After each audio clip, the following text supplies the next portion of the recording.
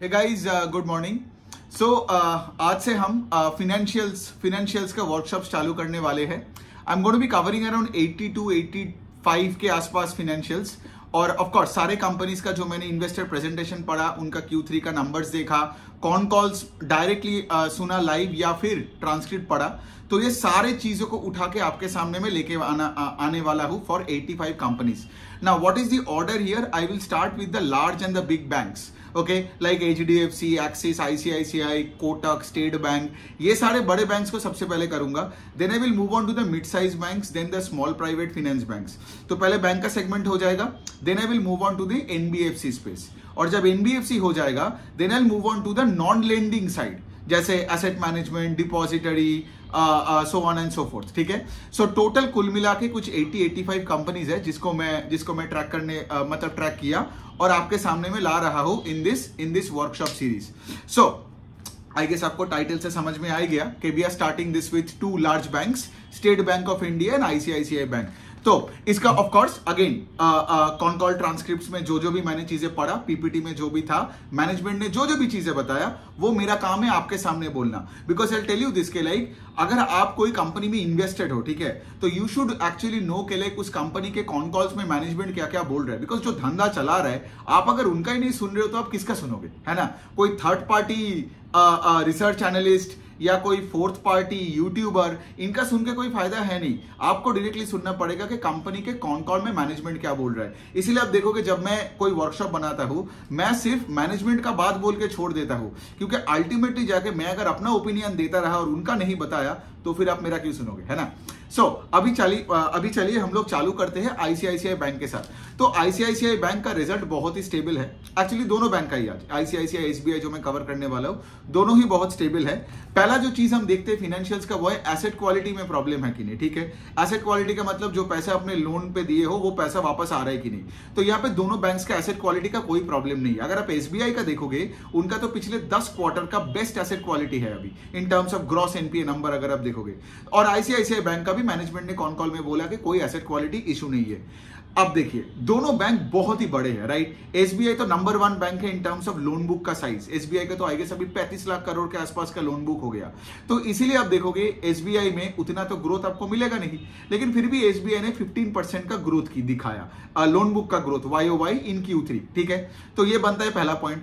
दूसरा point, SBI का management जो मिस्टर दिनेश खाड़ा है, उनका जो चेयरमैन है, उन्होंने यही बताया कि हमारा जो GDP, नॉमिनल GDP का जो ग्रोथ होता है हमारे देश में 10-12-13% के आसपास, SBI will always grow 2 to 3 percentage points above nominal GDP growth rate। सही है ना? बिकॉज इतने बड़े बैंक बन गया है, और अगर देश ही 12% से ग्रो कर रहे हैं और SBI बोल रहे हैं कि वो 15% से ग्रो करेगा, और उनका गाइडेंस भी ऐसे ही है कि वी विल ग्रो एट 15%। ठीक है, अगर मैं थोड़ा ICICI बैंक का बात करूं, चलो मैं थोड़ा मिला के ही बात करता हूं, सो दैट आपको थोड़ा पीयर टू पीयर का भी थोड़ा आइडिया हो जाएगा। ICICI bank is growing at a faster pace. उनका loan book is growing at 18% Q3 over Q3, और उनका अगर आप देखोगे, अब बोलोगे ICICI बैंक स्टेट बैंक से हाई पेस से कैसे ग्रो कर सकता है? बिकॉज ICICI बैंक का बुक स्टेट बैंक से छोटा है। आई थिंक उनका अगर लोन बुक देखोगे कुछ आई थिंक 12-13 लाख करोड़ के आसपास होगा ICICI बैंक का लोन बुक, जबकि SBI का loan book is almost ICICI bank का 3x है।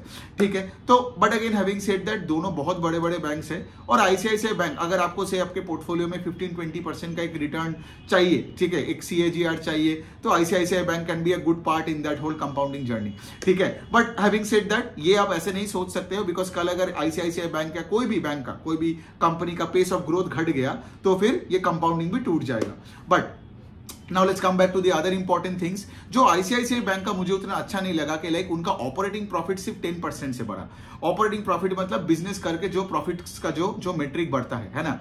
तो अगर आपका लोन बुक का ग्रोथ 18% है, तो ऑपरेटिंग प्रॉफिट्स भी तो और पैट भी तो 18% से बढ़ना चाहिए। लेकिन कभी कभार ऐसा होता नहीं है।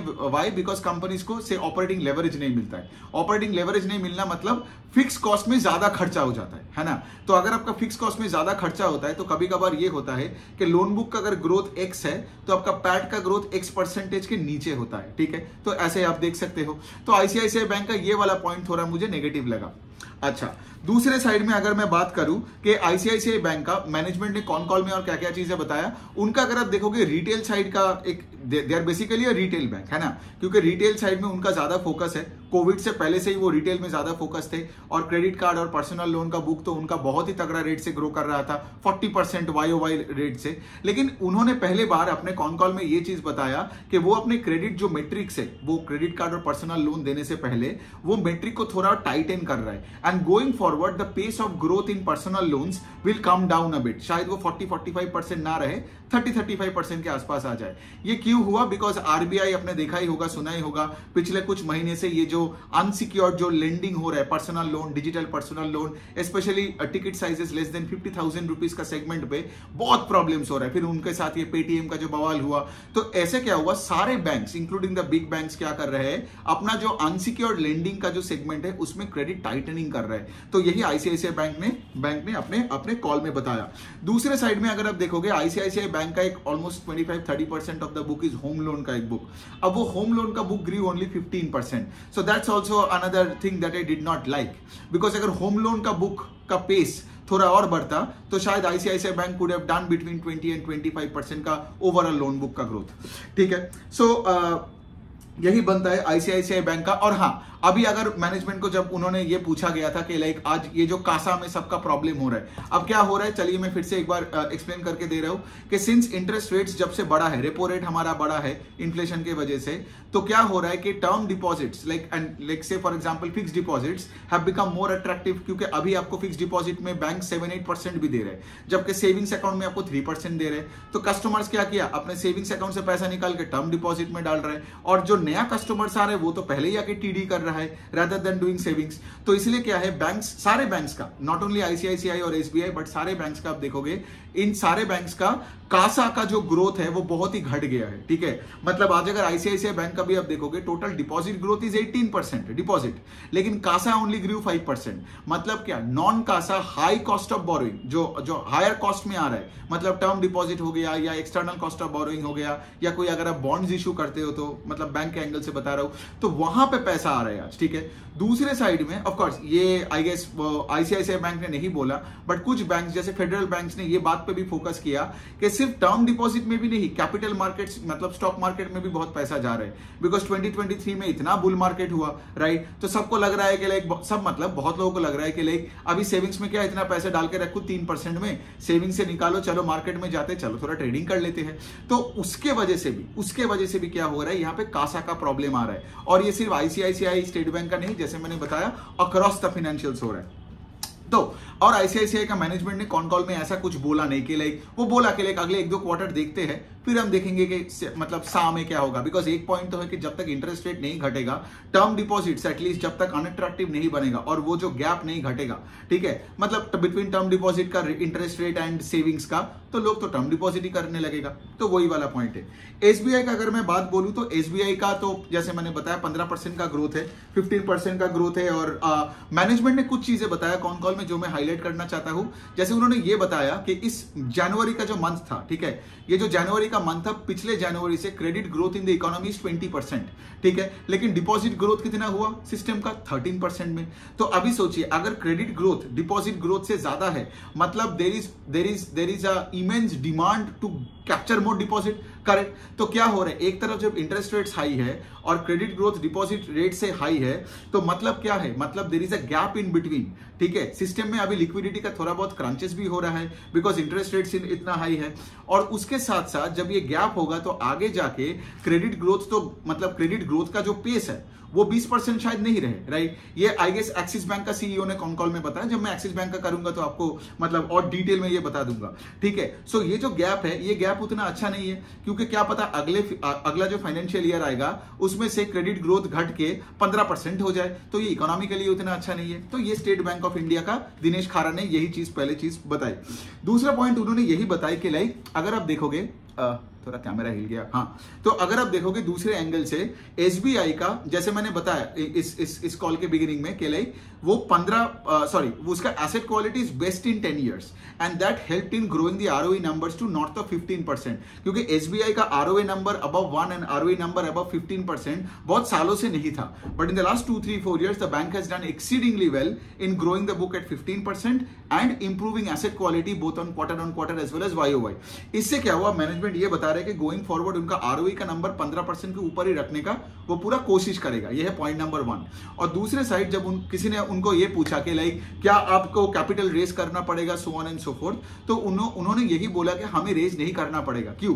बिकॉज आज अगर आप Q3 में देखोगे सिर्फ इस क्वार्टर में उनका आरओई वाज 19% और उनका लोन बुक का ग्रोथ कितना है 15%। तो आपका अगर return on equity loan book के ग्रोथ से ज्यादा है, मतलब आप तो इंटरनली ज्यादा पैसा बना रहे हो जिसको बिजनेस पे डाल के अपने लोन बुक को 15% से ग्रो कर ही पाओगे, है ना। सोचिए रिटर्न ऑन इक्विटी मतलब इक्विटी बेस में आपको 19 रुपए मिल रहा है फॉर 100 रुपीज का इक्विटी बेस, ठीक है। तो लेकिन आप आपके बिजनेस को किस रेट से ग्रो कर रहे हो? 15% से। ना 15 is less than 19, correct. So the ROE is more then the AUM का लोन बुक का ग्रोथ। या फिर अगर आप नॉन फाइनेंशियल्स के एंगल से आप देखोगे, if the ROE is more than sales growth, that means क्या? उस कंपनी को बाहर से फंडिंग नहीं चाहिए, क्योंकि आरओई अगर सेल्स ग्रोथ से ज्यादा परसेंटेज हुआ, इसका मतलब क्या? वो इंटरनली अपने प्रॉफिट से ही अपने बिजनेस को बढ़ा सकता है, करेक्ट। लेकिन प्रॉब्लम कहां होगा? से फॉर एग्जांपल अगर कोई कंपनी का आरओई है 15%, 15% और लेट्स से उसका सेल्स ग्रोथ है 25%। सो इसका क्या मतलब कि अभी 15% है तुम्हारा इंटरनली, अपने इक्विटी बेस में तुम 15 रुपए बना रहे हो, लेकिन तुमको ग्रो करना है 25%। तो वो जो एक्स्ट्रा 10% का गैप है, उसके लिए you have to dilute equity और you have to get more debt. तो state bank of, I guess ये भी एक कॉन्सेप्ट चलो क्लियर हो गया, आरओई और सेल्स ग्रोथ और AUM ग्रोथ के साथ। आई होप ये भी आपका क्लियर है। बिकॉज ये आप देखो, जब आप मेरा कोई वर्कशॉप देख रहे हो ना, तो आप सिर्फ उस कंपनी के एंगल से नहीं, कोई भी कंपनी के एंगल से इसको देख सकते हो। इस तरीके से मैं अपना वीडियोस बनाता हूं। अब दूसरे एंगल से आप देखिए, जब से फॉर एग्जांपल अब स्टेट बैंक ने क्या बोला, मैंने पहले क्या बोला इस वर्कशॉप में, स्टेट बैंक ने बोल दिया कि जब इतना हमारा साइज है तो हम 12-15% के ऊपर ग्रो नहीं कर पाएंगे। तो एज लॉन्ग एज आरओई और state bank of India is more than 15%, we are good. तब स्टेट बैंक को आपको टेंशन नहीं लेना है कि ये लोग 15% से ग्रो करने के लिए कैपिटल ला पाएगा कि and all that, because state bank of India का ROE is higher than 15%। Got it? तो ये सिंपल है। दूसरे साइड में आप अगर देखोगे, बैंक का एक रेशियो होता है, उसको बोलते हैं क्रेडिट टू डिपॉजिट रेशियो। मतलब अगर आपका डिपॉजिट 100 रुपीज है तो उसका क्रेडिट आपने कितना दिए हो। स्टेट बैंक का CD रेशियो है 66%। मतलब अगर 100 रुपए का डिपॉजिट है तो क्रेडिट दिया है 66 रुपीज, बाकी पैसा अपने पास है या फिर RBI या गवर्नमेंट का बॉन्ड्स में डाल के रखा है। सो मैनेजमेंट ने यह भी बोला कि हम 66 को 80 तक भी लेके जा सकते हैं। मतलब क्या? पैसा हमारे पास है, सिर्फ हमको उसको मतलब एक बॉन्ड से उठा के हमको बाजार में डिप्लॉय करनी है। लेट्स से कोई रिटेल लोन दिया या मॉर्गेज लोन दिया, so on and so forth. So यही बनता है दोनों का। I think I have covered both the things. तो बहुत ही स्टेबल है दोनों। मतलब अगर आप मुझे बोलोगे एज एन इन्वेस्टर के एंगल से, मैं तो रिकमेंडेशन देता नहीं हूं, लेकिन हाँ, अगर आपका एक्सपेक्टेशंस लो है मार्केट से, 12-13-15% के आसपास आपको चाहिए पोर्टफोलियो में, आपका ग्रोथ चाहिए, ठीक है, तो स्टेट बैंक, ICICI बैंक जैसे स्टॉक्स में तो मतलब रखना कोई प्रॉब्लम नहीं है, although this is not a recommendation. चलिए, ऐसे वर्कशॉप्स में मैं 2-2, 3-3 कंपनी कवर करता रहूंगा। नेक्स्ट में I guess I will cover HDFC bank and Kotak Mahindra Bank and of course then I'll move on to the mid and the small finance banks. Okay, thank you so much.